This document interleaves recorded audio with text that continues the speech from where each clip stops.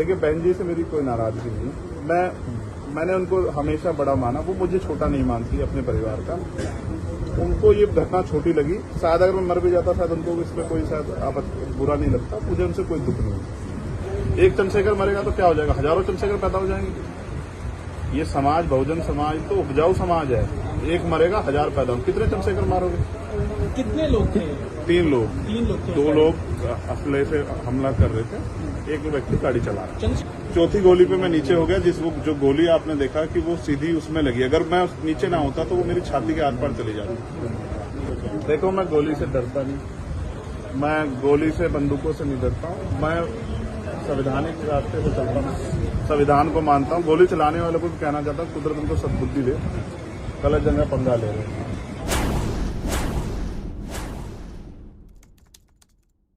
जो चीरती हुई लोहे के हिस्से को गाड़ी के, और वो मुझे लगी तब मुझे एहसास हुआ कि हम गिर गए। फिर तीसरी गोली चली, इसने मेरा आगे वाला शीशा पूरा डैमेज कर दिया। चौथी गोली पे मैं नीचे हो गया। जो गोली आपने देखा कि वो सीधी उसमें लगी, अगर मैं नीचे ना होता तो वो मेरी छाती के आर पार चली जाती। फिर वो गाड़ी 10 मीटर आगे जाके रुक जाती है। वो 2 हवा में फायर करते हैं जैसा मैंने देखा, और फिर उन्होंने फिर हमारी गाड़ी फायर किया। वो गाड़ी के वो फायर जो है गाड़ी के नंबर प्लेट पे लगी। मेरा ये मानना है उनको ऐसा लगा होगा कि हमने जो काम करने आए थे वो कर दिया, अभी मर गया, शायद जैसा पहले कई घटना में हो। फिर वो शायद सरेंडर करने के मूड में थे, लेकिन जैसे ही मनीष ने गाड़ी को मेरे कहीं से यू टर्न लिया, उनको समझ आया कि जिंदा है, तो वो वहां से भागे। हमने पुलिस को बताया कि ये गाड़ी का नंबर है, फिर उन्होंने उसको इंक्वायरी किया। पुलिस के अच्छे अधिकारी यहाँ हैं, उम्मीद है वो अच्छा काम भी करेंगे। लेकिन ये स्पष्ट हुआ कि अपराधियों में कोई डर भय नहीं। कितने लोग थे? 3 लोग। 3 लोग थे। 2 लोग असले से हमला कर रहे थे, एक व्यक्ति गाड़ी चला रहा। चंद्रशेखर जी, कोई थ्रेट कॉल आया हो आपको इससे पहले, कोई धमकी? पिछले कई सालों से आ रही है। मैं लगातार पुलिस को इंटीमेट भी करता रहता हूं। मैंने डीजीपी को भी लिखा, गृह मंत्री को भी लिखा, मुख्यमंत्री को भी लिखा, यहाँ के पहले एसएसपी डीएम थे उनको भी लिखा। लेकिन डीएम साहब जो पिछले थे अखिलेश सिंह जी, उन्होंने साफ मना कर दिया कि चीफ मिनिस्टर नहीं चाहते चंद्रशेखर को सुरक्षा दी जाए। मेरे आज भी याद है ये बात, क्योंकि मैंने एलआईयू के अधिकारी द्वारा पूछा कि भाई मैंने आपको बताया फिर क्यों नहीं हो रहा है। तो उन्होंने कहा भाई ये सरकार का मामला, सरकार चाहे तो दे सकती। तो मैं चाहता हूं मुख्यमंत्री इंतजार कर रहे हैं कब चंद्रशेखर मरे, उनका काम आसान हो। लेकिन उनको ये नहीं पता कि गरीबों की, कमजोरों की, शोषितों की बात करने वाला चंद्रशेखर इतनी आसानी से उनकी रास्ते में से नहीं है। अच्छा, अतीक अशरफ का जैसा हुआ वैसे ही कुछ होने वाला था, ऐसा आपको लगता है? अब आप इसका आकलन खुद करें कि क्या हुआ और क्या हो सकता है। आपके पास लाइसेंस? एक और बात, मुझे ऐसा लगता है कल की घटना के बाद, इतने बड़े उसके बाद भी अगर मैं सुरक्षित हूं तो हमारे संतों गुरुओं महापुरुषों का आशीर्वाद, हमारी करोड़ों बहनों माताओं का आशीर्वाद, बुजुर्गों का मेरे पास है। और मैं जो जिम्मेदारी मैं लेके मैदान में आया हूं, बाबा साहब अम्बेडकर, मानव काशीराम साहब, सदगुरु रविदास जी का जो बेगमपुरा राज का सपना है, मानवता के राज का सपना है, संविधान को लागू कराने का है, इन वर्गों को अधिकार देने का है। जब तक वो पूरा नहीं होगा मैं कहीं जाने वाला नहीं। वो मीरकपुर में छोड़कर अपराधी भाग जाते हैं, तो उसको कुछ और बता रहे, कुछ को कहानी को नया मोड़ देने की कोशिश हो सकता है वो चाहते थे जो गुजरों और दलित समाज में एकता बनी है वो एकता टूट जाए। ये होगा ही नहीं कभी, ठीक है, ये नहीं हो सकता। अमेठी पंचायत आप लोग कर रहे हैं अपनी मांगों को लेकर? हमारी लीडरशिप ने ये निर्णय लिया है कि जब 24 घंटे में गिरफ्तारी नहीं हुई तो हमें अपने लोगों को भी जवाब देना है। तो इसलिए शायद उन्होंने 3 तारीख का समय रखा है, मैं उसका हिस्सा बनूंगा। अमेठी के अंदर एक फेसबुक वायरल हुई है पोस्ट जिसमें आपको मारने की वो की गई है, क्या सही है? उसके अलावा ठीक है, देखिए लोकतंत्र है, उनके अधिकार है, मारे या छोड़े। मैंने कहा ना, मैं पहला थोड़ा ही हूं जो मारा जा रहा हूं या जिसको मारने का प्रयास किया। मुझसे पहले बहुत मरे हैं, लेकिन उनको कोई जान नहीं रहा था।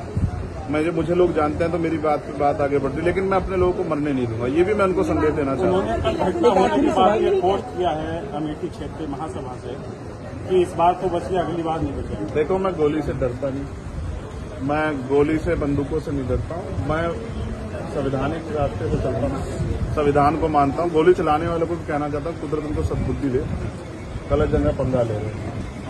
मैं झगड़ा नहीं चाहता, मैं अपने लोगों को भी कह रहा हूँ कल से शांति बना रखो और संविधान के रास्ते चलो। वो हमें डिस्टर्ब करना चाहते हैं कि जो हम राजनीतिक ताकत हमारी बन रही है कमजोर हो जाए, हम दूसरी दिशा चले जाएं। लेकिन ये भी एक अटूट सत्य है कि हम संविधान के जरिए जवाब देना जानते हैं, और किसी को गलतफहमी हो तो वो गलतफहमी सुधारने का समय, वो क्यों कर रहे थे, वो पाला किसने? मुझे ही तो मारना है ना, वो बता दे मैं चला जाऊंगा मरने, मगर मेरे लोगों के साथ तो खेलना खेलें। मैं तैयार हूं, अगर मेरे मरने से हमारा आंदोलन आगे बढ़ता, हमारे लोग खड़े हो तो मुझे कोई दिक्कत नहीं है। लेकिन उनको ये समझना चाहिए कि ये आज लोकतंत्र है। गोली की भाषा से एक चंद्रशेखर मरेगा तो क्या हो जाएगा, हजारों चंद्रशेखर पैदा हो जाएंगे। ये समाज बहुजन समाज तो उपजाऊ समाज है, एक मरेगा हजार पैदा हो, कितने चंद्रशेखर मारोगे? और मारो गोलियों में, सत्ता का संरक्षण आपको है, मुख्यमंत्री आपका अपना है, खूब चंद्रशेखर को मारो, हर जिले से चंद्रशेखर पैदा हो। पहली घटना आपके साथ बाबा साहब मुजफ्फरनगर, अम्बेडकर और माननीय काशीराम साहब को सपना पूरा करे बगैर संविधान को लागू करवाए हम लोग जाएंगे नहीं। चंद्रशेखर भाई पहली घटना आपके साथ मुजफ्फरनगर में हुई, दूसरी अब देवबंद में हुई, क्या अब लगता है कि आसपास का क्षेत्र उससे पहले बुलंदशहर में हुई? अगर पहली घटना पे ठोस कार्रवाई हो जाती तो अपराधियों के हौसले कमजोर होते हैं। लेकिन मैंने कहा ना कि एक रानी का नहीं, प्राइमरी स्कूल के हेडमास्टर का बेटा है, एक गरीब माँ का बेटा है, तो मर जाए क्या फर्क पड़ा, किसी को क्या फर्क पड़ता है? उनका रास्ते कांटा आसान से निकल रहा है, तो इसलिए उनको लगा कोई वो नहीं। लेकिन जनता समझ गई। मेरे एक एक खून का जवाब मेरे लोग जो है ना मुझे संरक्षण देके देंगे एक आखिरी सवाल और सबक सिखाएंगे भारतीय जनता पार्टी की सरकार को, जिसके अब संरक्षण में गुंडे पड़ रहे हैं। एक आखिरी सवाल है, क्या ये पॉलिटिकल अटैक था आपको लगता है? पुलिस जांच कर रही है कि मेरे मरने से किसको फायदा हो सकता है, कौन मुझे चाहता मैं मर जाऊं। पुलिस जांच कर रही है, मुझे उम्मीद है पुलिस फेर जांच करके कोई मैनिपुलेट करके नहीं, सही जवाब देगी कि उन्होंने ऐसा क्यों किया। चंद्रशेखर का जो कद बढ़ रहा है देश के अंदर, कई मुख्यमंत्रियों ने भी अब ट्वीट किया है, ओवैसी ट्वीट कर रहे हैं, कई और कर रहे हैं, तो इस चीज को क्या ये लगता है कुछ भी गलत होगा तो लोग बोलेंगे।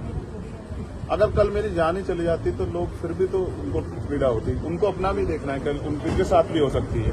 ये लाइन ही विचारधारा ही गलत है कि गोली से वो करो, और ये बीजेपी की भाषा है, गोली मारो सालों को, ये वही उसी वो उपजाऊ हो रही है। देखिए बहन जी से मेरी कोई नाराजगी नहीं है, मैंने उनको हमेशा बड़ा माना, वो मुझे छोटा नहीं मानती अपने परिवार का। उनको ये घटना छोटी लगी, शायद अगर मैं मर भी जाता शायद उनको इसमें कोई शायद बुरा नहीं लगता, मुझे उनसे कोई दुख नहीं है। मेरे लोग मेरे साथ हैं ये बहुत, और वो समझ रहे हैं कि जो उनके लिए मरने को तैयार है, जिसकी जो जान पे जिसकी बनाई है वो हमारा अपना है। मेरे लोग मेरे साथ खड़े होंगे, मैं इस लड़ाई को लड़ता हूं। लगभग सभी दलों के लोग आपसे मिलने आए हैं, कैसा देखते हैं, क्या नहीं मैं उनका धन्यवाद भाजपा के भी नहीं, विधायक आए मैं कह हैं। रहा हूँ बस सबका धन्यवाद करता हूँ, मगर ये है मैं ये प्रयास करूंगा कि भविष्य में ऐसा किसी के साथ ना, इसलिए लॉ एंड ऑर्डर की कानून व्यवस्था अच्छी होनी चाहिए, मुख्यमंत्री उस पर ध्यान देना चाहिए। बात चंद्रशेखर की नहीं है, बात इस प्रदेश में हो रही हजारों बहनों के साथ जो अस्मतें लुट रही है, हर महीने रेप हत्याएं हो रही हैं, लोगों की जान जा रही है, सब उन पर वो करता है। तो वो मुख्यमंत्री पद पर बैठे हैं, अगर वो इसको संभाल नहीं पा रहे हैं तो क्या फायदा, फिर उनको इस्तीफा दे देना चाहिए। फिलहाल आप ठीक है, डिस्चार्ज किया जा रहा है? हाँ ठीक। आपके कार्यकर्ताओं ने आज जो है जगह जगह ज्ञापन दिया है, सहारनपुर में दिया, अगली रणनीति क्या रहेगी किस हिसाब से? कोई रणनीति नहीं, पार्टी के सीनियर लीडर जो तय करेंगे हम लोग उस पर काम करेंगे। और दूसरा मेरे पीठ में जहाँ गोली लगी है वहाँ ड्रेसिंग जारी है, ठीक है, पहले से आराम है, बस एक जलन और घाव है, जख्म वो तो है ही, सांस लेने में दिक्कत थी, बीपी जो है फ्लक्चुएट हो रहा था, फ्लक्चुएट अप डाउन हो रहा था, वो ठीक है पहले से।